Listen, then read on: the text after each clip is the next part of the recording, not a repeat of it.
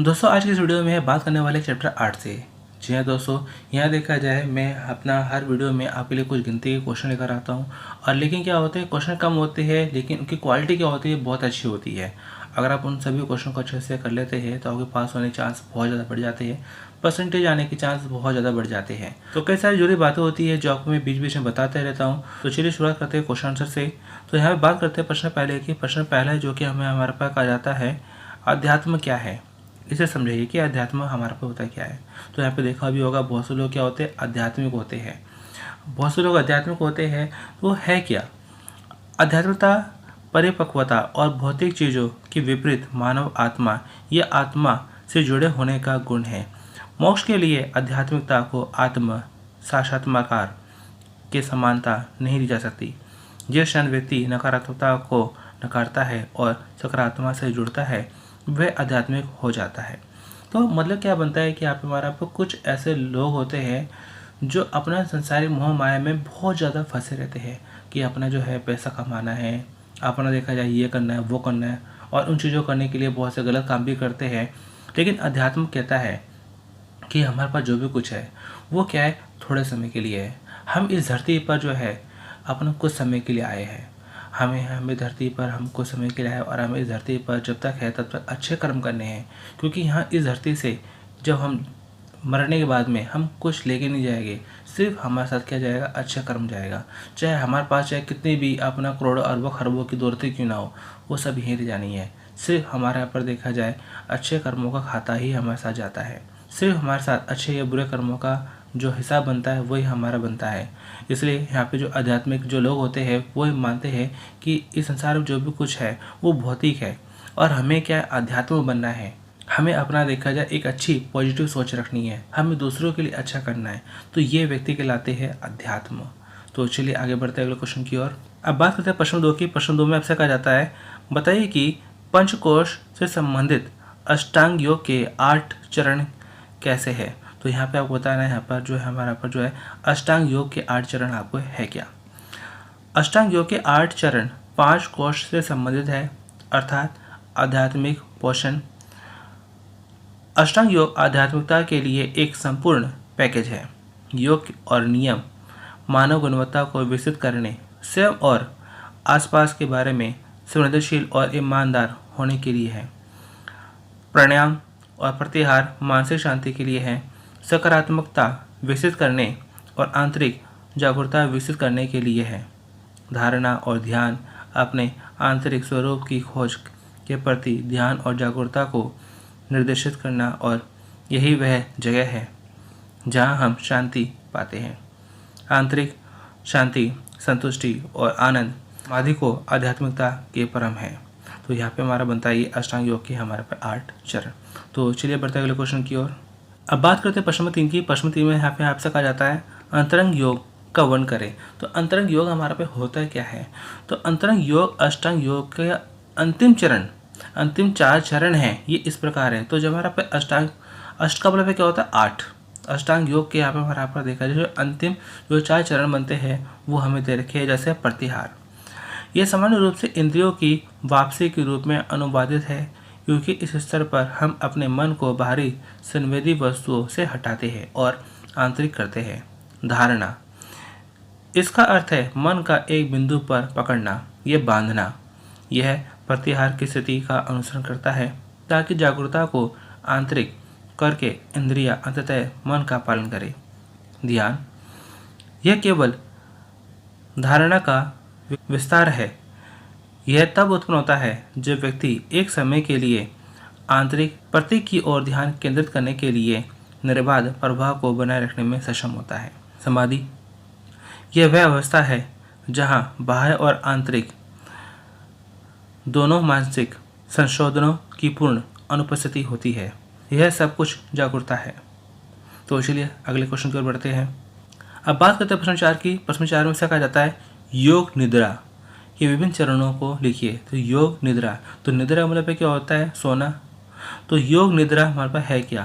तो योग निद्रा का अर्थ है जागरूकता का पता लगाना। यह सोने से पहले की अवस्था है और अभ्यास के दौरान जागरूकता अवचेतन स्तर पर रहती है। यह मानसिक और शारीरिक आराम के अधिक कुशल और प्रभावी रूप की एक कला है। योग निद्रा के अभ्यास से 3 गुना तनाव, मांसपेशियों, भावात्मक तनाव और मानसिक तनाव जारी किया जा सकता है। यह एकाग्रता का अभ्यास नहीं, यह प्रहत अवस्था का अभ्यास है। योग निद्रा के अभ्यास में हम अपने व्यक्तित्व के नकारात्मक पहलू को भय, बुरी आदतों के रूप में छोड़ सकते हैं। तो ये बनता है यहाँ पे योग निद्रा, यानी कि सोने से पहले हम अपना एक तरह से जो है जानते हैं, समझते हैं, याद करते हैं कि हमने कौन से अच्छे कर्म किए। तो यहाँ पे हमारा पर ये जो है काफ़ी हमारा पर मस्तिष्क, हमारा पर देखा जाए शारीरिक, इन चीज़ों को शांति प्रदान करता है, हमें कुछ ना कुछ नया सीखने की और आगे बढ़ावा देने की प्रेरणा देता है। तो इसीलिए आगे बढ़ते हैं अगले क्वेश्चन की ओर। अब बात करते हैं प्रश्न 5 की। प्रश्न 5 में आपसे कहा जाता है, मंत्र के शिक्षण और उपयोग के बारे में संक्षेप में बताइए कि मंत्र हमारा पे क्या है, मंत्र शिक्षण है क्या। तो यहाँ देखा जाए कई सारे हमारा पर देखा जाए धर्मों में मंत्र का इस्तेमाल किया जाता है। मंत्र वह ध्वनि होती है जो कई सारे जो चीज़ों को एक नेगेटिव भी कर सकती है और पॉजिटिव भी कर सकती है। हम अपना देखा जाए कई सारे मंत्र पढ़ते हैं, उन मंत्रों को पढ़कर हम क्या हो जाता है, पॉजिटिव हो जाते हैं।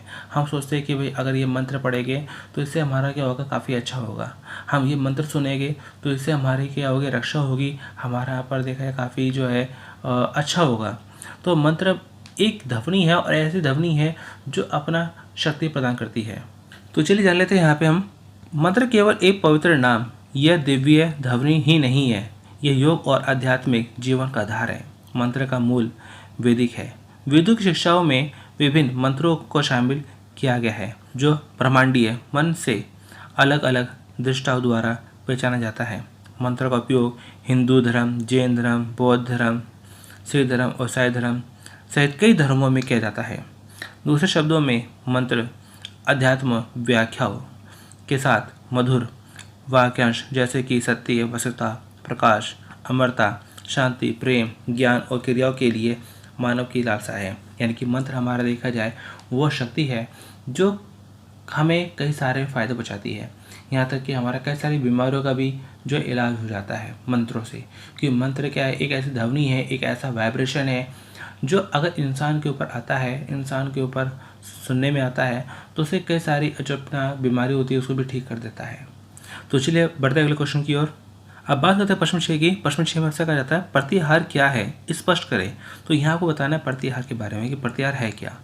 प्रतिहार, इसे आमतौर पर इंद्रियों की वापसी के रूप में अनुवादित किया जाता है क्योंकि इस स्तर पर हम बाहरी संवेदी वस्तुओं से अपने दिमाग को वापस लेते हैं और आंतरिक रूप से ग्रहण करते हैं। संवेदी क्षेत्र से मन का विघटन एक नकारात्मक स्थिति नहीं है, यह एक बहुत ही सुंदर अनुभव होता है। प्रतिहार। तो चलिए आगे बढ़ते हैं अगले क्वेश्चन की ओर। अब बात करते हैं हम अपना प्रश्न 7 जो कि कहता है ध्यान की अवधारणा कौन करे। तो यहाँ पे हमारा देखा जाए बहुत ही खास क्वेश्चन है, इंपॉर्टेंट क्वेश्चन है। ध्यान की अवधारणा है क्या, ध्यान है क्या। ध्यान कुल धारणा, कुल चेतना और बिना शर्त प्रतिकूलता की प्रक्रिया है जिसके द्वारा हम अपने उच्च स्व के करीब आने की कोशिश कर रहे हैं। जब मनुष्य इंद्रियों को दुनिया को स्थानांतरित करने में सक्षम होता है और जब हम अनुभव की दुनिया को थोड़े समय के लिए पार करने में सक्षम होते हैं, जिसे ध्यान कहा जाता है। यह एक अवस्था है जब हम अतीत की यादों, भविष्य की प्रत्याशा और वर्तमान की चिंताओं को पार करने में सक्षम होते हैं। जब हम समय के लिए भूल जाते हैं हमारा नाम और रूप, हमारा स्थान, हमारी स्थिति, हमारा पर्यावरण। ध्यान के अभ्यास में अभ्यासी अपने मन की पूरी जानकारी प्राप्त करने की कोशिश करता है और साथ ही साथ प्रशिक्षण और मन की अनंत क्षमता को विनियमित करने की एक प्रणाली प्राप्त करता है। ध्यान योग का अभ्यास ऐसा नहीं है कि आप अपनी आंखें बंद करें और कुल अंधकार और बेहोशी की स्थिति में प्रवेश करें। तो ध्यान का मतलब क्या होता है, यहाँ पे हमारा पर किसी चीज़ की ओर उसको समझना, किसी चीज़ की ओर अपना जो है कंसंट्रेशन लगाना, जब भी हम जैसे पढ़ते हैं तो बिना ध्यान लगाए हम नहीं पढ़ सकते, हमें उसमें ध्यान लगाना ही पड़ता है। हम अपना किताबें रखी और हम पढ़ रहे हैं, लेकिन दिमाग में कहते हैं कि कुछ और सोच है, हम दिमाग में कुछ और सोच रहे हैं, सिर्फ हमारी जुबान उस चीज़ को पढ़ रही है, लेकिन हमने क्या पढ़ा हमें पता ही नहीं। तो वो चीज़ क्या है, गलत है। जब हम पढ़ते हैं तो हमें क्या करना पड़ता है, ध्यान लगा के पढ़ना पड़ता है, ताकि वो जो चीज़ होती है हमें समझ में आए। जब हम अपना कोई फ़िल्म देखते हैं, कोई गाने सुनते हैं, तो वहाँ पर भी हमारा पे क्या होता है, ध्यान लगा होता है। और ध्यान लगा होता है तो वो चीज़ हमें यहाँ पे क्या होती है, अच्छे से समझ में आ जाती है। तो ध्यान हमारा लगना बहुत ज़रूरी होता है, तभी व्यक्ति किसी चीज़ को अच्छे से समझ पाता है। तो दोस्तों यहाँ पर देखा जाए, मैंने यहाँ पर इस वीडियो में कई सारे क्वेश्चन आंसर आपको कराए हैं, और ये सारे क्वेश्चन आंसर आपके लिए क्या है कि बहुत ज़रूरी है आपके एग्जाम के लिए। यहाँ देखा जाए, मैं आपसे किसी तरह से पैसे की डिमांड नहीं करता, सिर्फ मैं ये चाहता हूँ कि आप इन वीडियो से अपने एग्ज़ाम की तैयारी करिए, और साथ में इन वीडियो को अपने दोस्तों के साथ में जरूर शेयर करिएगा, ताकि उनकी भी हेल्प हो सके। तो चलिए दोस्तों, मिलते हैं नेक्स्ट वीडियो में। Thanks for watching.